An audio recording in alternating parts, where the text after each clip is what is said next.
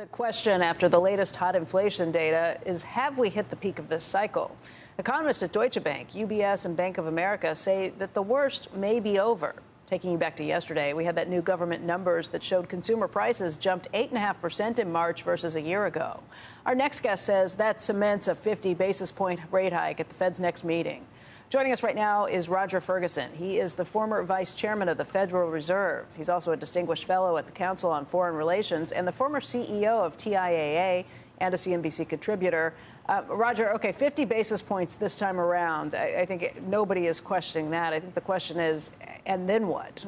What happens? Because you want to get a hold of this hot inflation, but you want to try and do it carefully without sending the economy crashing. And that is a much narrower needle to try and thread these days. First, Becky, thank you very much for having me on. And I agree with you on the challenge that the Fed faces. So 50 basis points, I think, fully baked in, expected. I actually expect them to be a little more aggressive up front, maybe, to handle the issue that you're talking about. You know, inflation came in at the headline number very hot yesterday. One peels it down one level to what's called core inflation, taking out of food and energy, and things were still hot, but not quite as much as people had feared.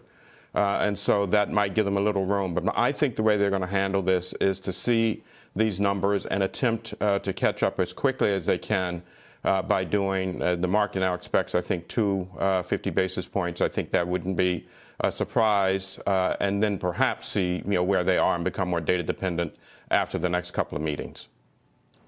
Roger, where do you lean on this? You think the risk is that they do too much or too little?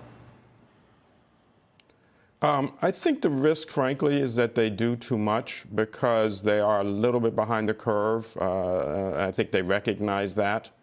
There are certainly voices that say, if they aren't aggressive, they risk losing, credibility. If one looks at market indications of inflation expectations, they are certainly above the 2% goal. That is the Fed's long-term target. So I think if one thought about where the risks are, the risk may be being just a little too aggressive. That is one of the reasons that I've said to you a few times that the risk of recession has certainly gone up.